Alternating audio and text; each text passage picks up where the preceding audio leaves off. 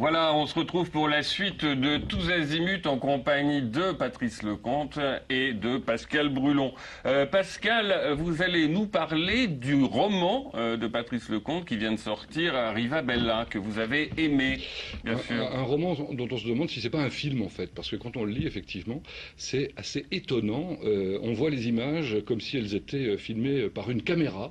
On se promène au début du roman au bord de la plage et petit à petit la caméra fait le zoom sur celui qui va devenir le héros de l'histoire. Il s'appelle Tony, il est prestidigitateur, Tony Garbeau, magicien, hypnotiseur, un type étonnant qui vous fout mal à l'aise pendant toute la durée du roman. Un roman pourtant jouissif au cours duquel on s'amuse particulièrement, notamment sur quelques scènes, j'allais dire d'anthologie pour une d'entre elles en tout cas, c'est celle où le directeur du casino et Tony dînent ensemble, après que Tony se soit avalé quelques vodkas dont tout à l'heure Patrice Lecomte nous rappellera les marques, elles sont abondantes à l'intérieur du bouquin. Alors là, vous partez dans un fou rire, c'est horrible. C'est horrible parce que vous êtes aussi très mal à l'aise pour ce pauvre Tony qui est mal dans la vie. Clairement, sa femme l'a quitté brutalement pour un bel Hidalgo, enfin qui en fait vient de Tourcoing et Coin et voilà, c'est le film, c'est le livre. Pendant ces 202 pages, je crois, vous prenez un plaisir fou à vous balader dans l'univers de Lecomte, parce qu'on retrouve le cinéaste dans ce roman, et c'est ça qui est intéressant. Des petits riens, la découverte d'une magnifique station balnéaire qui est Riva Bella, où Olivier Morézin passait le plus clair. Oui, Riva Bella, c'est la plage, comme vous le dites, voilà, démodée de Ouistreham, le fameux port. Vous ne vouliez pas dire que vous passiez vos vacances là-bas quand j'étais petit. Quand vous étiez petit. Bref, un plaisir à l'état pur. Je sais pas, j'ai dû mettre 2h30, 3h à le lire, mais alors d'une traite, on veut surtout pas quitter. Et puis alors, on veut savoir surtout comment ça va se terminer. Parce que le problème, c'est qu'effectivement, à aucun moment, on ne peut imaginer la fin. Bon, la fin qui est peut-être d'ailleurs un petit peu rapide. On a le sentiment que, allez, on va pas la raconter. Hein. On va pas la raconter. Non, je me suis pas vraiment débarrassé des choses.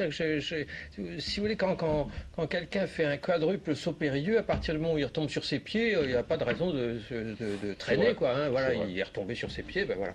Et oui, parce que ce que vous racontez, ce qui est très juste, et merci d'en parler si joliment de ce livre, c'est que Tony Garbeau, prestidigitateur, est quitté par sa femme, qui était également sa partenaire. Je vous raconte pas l'embarras d'un type qui fait duo avec sa partenaire. Vous savez, ces fameuses grandes belles femmes qui ont les maillots échancrés, des poitrines. La plus belle femme du monde. Ah, c'est la plus belle femme du monde. Mais elle est magnifique.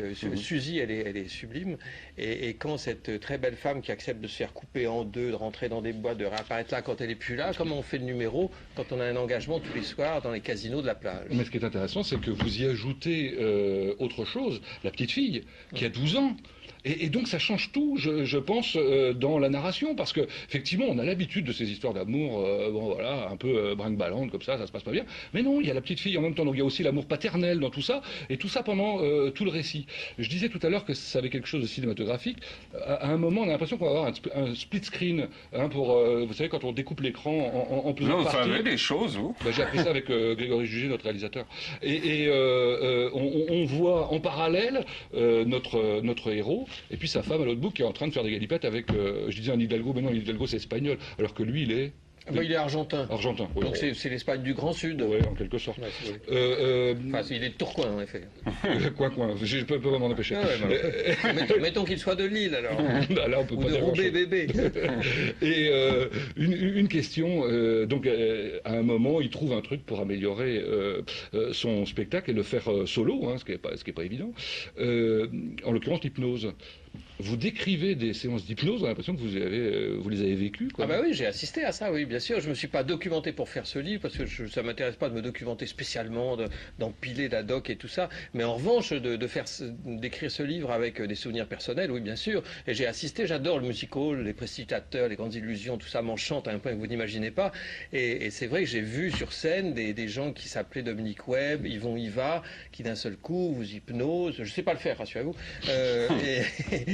et c'est spectaculaire, oui, j'ai vu des trucs magnifiques. Il est en âge à la fin, vous avez vu des... non, il est en âge à la fin âge parce que lui, il revient à l'hypnose pour essayer de sauver son spectacle et d'arriver à le faire sans sa femme partenaire qui s'est barrée. Et il n'est pas sûr de pouvoir. Et quand un sujet, un cobaye, un volontaire du public vient pour se faire hypnotiser et qu'il a du mal et que s'il n'y arrive pas, il dégouline parce que s'il n'arrive pas à endormir les gens, à les hypnotiser, il n'a plus qu'à fermer le rideau et rembourser tout le monde. Donc c'est affreux, quoi. Mais quand on vous suit, on a l'impression que ils peuvent, ces gens-là, hypnotiser tout le monde, en fait. Ah ben, un jour, un hypnotiseur m'avait dit qu'il pouvait hypnotiser tout le monde. Pas les hypnotiseurs de music-hall, etc., les hypnotiseurs de cette discipline paramédicale, enfin, qui permet de... Enfin, bref. Et c'est vrai qu'on peut hypnotiser tout le monde, mais que c'est une question de temps.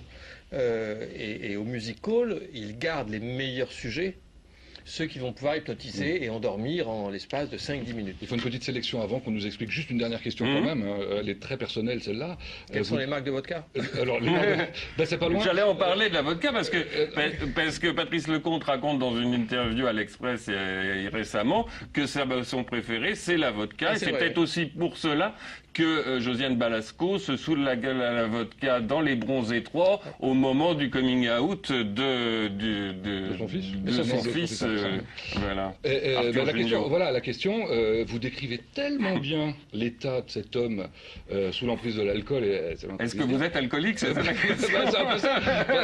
C'est tellement... Alors, je vais vous dire. Il ne faut pas plaisanter avec ça, parce que j'ai eu tort de parodier les ivrognes. Oui, d'une certaine manière. Surtout que vous en avez connu. J'en ai connu des fameux et des célèbres, en effet. Ne serait-ce que Jacques Villeray. Oui, puis ici avec lui. Mon Dieu, l'alcool fait des ravages. Et c'est vrai, je suis très, très au courant de ça, de l'accoutumance, de la dépendance. Et que c'est vrai que si on commence à goûter un peu à l'alcool, on en reprend un petit peu plus, et demain soir un petit peu plus, et c'est plus à 6h30 que vous allez avoir le côté « tiens, je boirais bien un petit peu d'alcool », ça va être à 17h, pourquoi pas à 16h ou à 15h30. Et cette espèce de spirale infernale de sable mouvant, je connais ça, oui, je connais bien. Enfin, je connais bien, mais je me suis jamais mis dans des états lamentables, j'ai jamais dansé nu, rassurez-vous, sur des plateaux de télévision. Non, je sais me tenir, je sais encore toujours jusqu'où aller, mais j'ai de l'attirance pour ça, oui. Ça m'aide à quoi? Je sais pas quoi, ça efface certaines tristesses. Là, en ce moment, avec l'échec de mon film, je picole, je vous raconte pas. Non, et il conduit en même temps, donc c'est Non, rassurez-vous. Je rassure ma famille. Riva Bella, c'est votre second roman, après Les femmes aux cheveux courts en 2009. Les femmes aux cheveux courts, c'est votre fantasme. J'ai choisi la bande-annonce de La fille sur le pont, vous allez voir.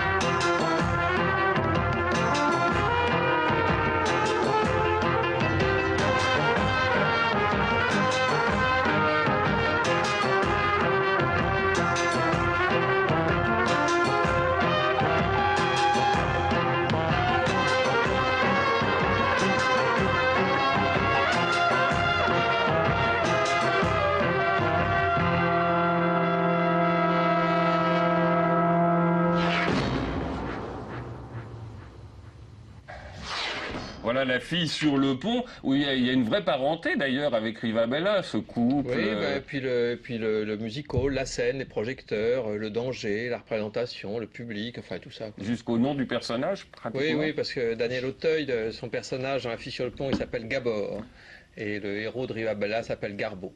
Et les femmes aux cheveux courts, on voit une image de Vanessa Paradis dans le film. On pense vraiment à Jean Seberg dans À bout de souffle. Ah ben Jean Seberg était la Jeanne d'Arc, d'ailleurs elle a joué Jeanne d'Arc, était la Jeanne d'Arc porteuse d'étendard de Vive les femmes aux cheveux courts dans À bout de souffle, elle est sublime. Mais je ne sais pas si on a quelquefois vu Jean Seberg avec des cheveux longs ou mi-longs, je suis même pas sûr. Non, je n'ai pas vu de photo d'elle. Non, mais ça lui allait très bien, mais ça va à toutes les femmes. Ce film-là, vous le dites dans le livre J'arrête le cinéma, est un film très estimé du cinéma new-yorkais et californien. Il a été nommé aux Golden Globes d'ailleurs. Et c'est un film donc en noir et blanc, même s'il a été distribué en couleur en Corée. Oui, c'est original. Qu'est-ce que vous avez Est-ce que vous avez vu ou qu'est-ce que vous pensez de The Artist, le film de Michel Hazanavicius, pour lequel Jean Dujardin a eu un prix d'interprétation à Cannes? Je suis allé à Cannes, mais très peu et sans avoir le temps de voir aucun film. Mais j'attends ce film avec impatience. J'en ai des échos magnifiques et que Jean Dujardin, qui est un type formidable. Je pense que humainement, c'est une crème, ce mec-là. C'est vraiment une merveille de type. Vous avez tourné avec lui, non? Non, jamais. Je le connais à peine, mais voilà. Et j'aimerais bien tourner avec lui. Et j'ai eu des retours, des échos magnifiques de ce film, The Artist. Et le prix d'interprétation offert, donné à Jean Dujardin, je pense qu'il est magnifique et pas usurpé. Oui. Alors, les femmes aux cheveux courts, c'est votre fantasme. Vous dites dans le livre que vous êtes toujours amoureux des actrices avec lesquelles vous tournez. Oui, c'est normal. Ça n'a jamais posé de problème avec votre femme, qui par ailleurs était, c'est amusant, attachée de presse des cahiers du cinéma. À mon avis, il ne devait pas y avoir des papiers élogieux sur vos films toujours. Non, au cahier du cinéma, il n'y a jamais eu une seule ligne positive sur aucun de mes films. Et elle y travaillait. Ça l'embarrassait beaucoup d'ailleurs, s'il y avait quelque chose de schizophrène un peu. Mais en tout cas, ils avaient au moins cette correction au cahier du cinéma. C'est que quand je faisais un film, jamais dans les bureaux, puisque c'est des bureaux où tout le monde circule, ça, jamais dans les bureaux, devant elle, il me disait, t'as vu la dernière merde de Lecomte et tout ça? Il n'aurait jamais osé. Donc elle me disait, non, écoute, j'entends rien dans les bureaux. Quand il y a un film qui sortait, ils se tiennent à carreau. Ils écrivaient des saloperies, mais ils ne les disaient pas. Au tout début de l'émission, vous faisiez référence à votre premier film, donc en 1975, c'était Les WC étaient fermés de l'intérieur. Et c'est formidable parce que dès le début du livre, J'arrête le cinéma, vous êtes, et vous le resterez tout au long, d'une extrême franchise, et en particulier sur vos rapports avec Jean Rochefort dans ce film, et qui était terrible, quoi. Oui, sur le premier film, ça s'est pas bien passé. Enfin, la prescription, ça s'est carrément très mal passé. C'était affreusement mal passé. Oui. Et il a même voulu vous débarquer du film. Oui, ça a été, c'est des souvenirs. Et pourtant, vous avez retourné ensuite avec lui, mais... Il vous considérait quoi, comme un petit con ou... Peut-être comme un petit con, ou comme une sombre nouille, ou comme un incapable, ou comme...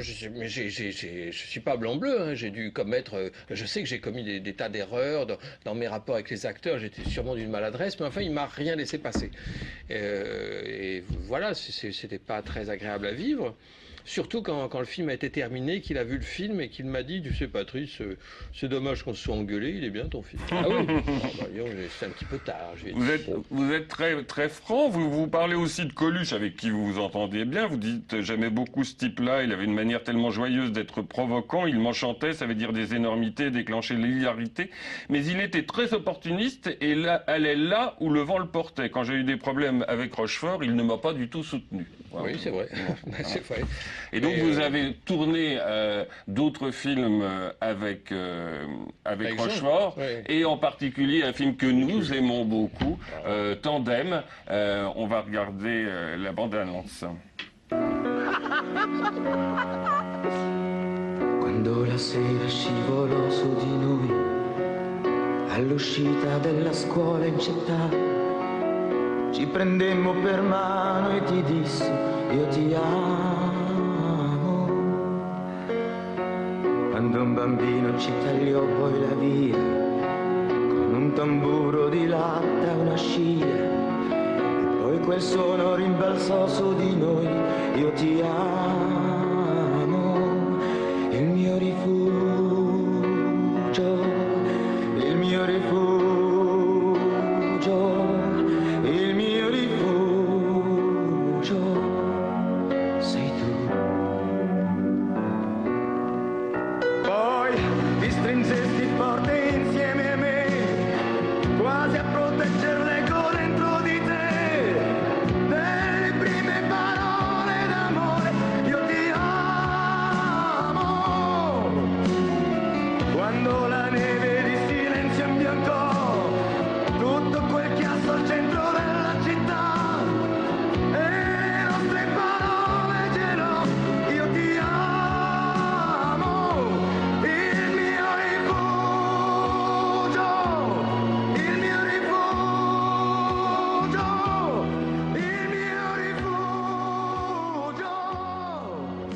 Un très beau film, n'est-ce pas? Moi, j'ai pleuré à la fin du film. J'ai trouvé que c'était un film d'une vérité. Alors, évidemment, j'ai pas vécu la vie de Lucien Jeunesse, puisque c'est lui qui vous a inspiré. Oui, oui, bah, bien sûr. Oui. Clairement. Ce qui m'a inspiré, c'est la radio en général. Et la Lucien radio... Jeunesse, il a beaucoup pleuré aussi, mais en voyant le film, ça lui a pas plu. Oui, non, le film lui a pas plu. Non, non, paix à son âme. Mais enfin, bon, il a C'est le miroir. pensé. Oui, non, il a pensé que c'était un portrait charge, que le film était destiné à se moquer de lui. C'est d'une humanité totale, au contraire. Oui, Enfin, oui, il a mal reçu le film. Je crois qu'il ne l'a pas compris, ou peut-être qu'il l'a pas vu et qu'on lui a mal raconté. Je sais pas, mais c'est pas très grave. Hein.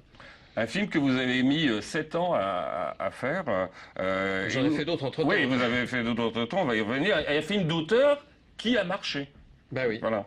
C'était Votre premier film vraiment personnel, vous Oui, dites. c'est ça, absolument. Mais j'avais écrit une première version du scénario longtemps avant, 7 ans avant, en effet. Le mari de la coiffeuse, c'est pas un film très personnel aussi? Si, mais c'est après. C'est après. Ah, pardon, je suis à l'envers. Oui, c'est ça. Mais remettez la Ça ouvre une très belle période tandem, puisque après il y aura Monsieur Hir, Le mari de la coiffeuse, En effet, Tango, Le parfum d'Yvonne, qui sont tous à des titres divers, des très beaux films, des films Oui. personnels. Il y a eu une bonne passe, là. Et puis après, il y a eu un petit passage à vide avec des films moins réussis, mais Ouais. bon, encore une fois, on peut pas avoir tout bon. La bonne passe, Patrice Lecomte, on s'en rend compte, c'est souvent, le plus souvent, quand vous êtes l'auteur et le réalisateur Ouais. de vos films. Ouais. Scénariste, en tout cas. Ouais. Ben oui, mais pas Enfin, forcément. c'est les films qu'on aime nous, quoi, Oui. qui ont quelque chose Mais de... vous savez, pas forcément, parce qu'il y a eu une passe plutôt agréable autour de Ridicule, Oui. La fille sur Oui. le pont, Confidence trop intime, qui était une passe plaisante aussi, enfin de films que j'estime, enfin je crois qu'ils sont réussis, et c'est des films que j'ai pas, Ridicule, je n'ai pas écrit du tout, les autres je les ai Non. co-écrits, non, c'est très... On va parler de Ridicule tout de suite après la réclame. Encore